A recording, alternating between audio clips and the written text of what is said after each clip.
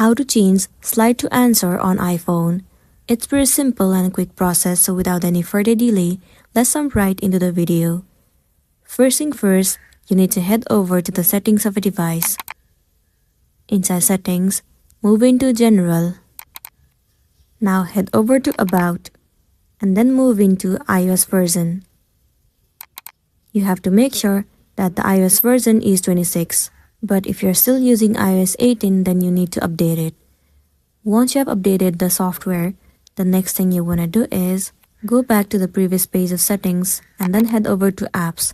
In this page, search for the application phone and then head over to incoming calls. If it is set to banner, then change it to full screen.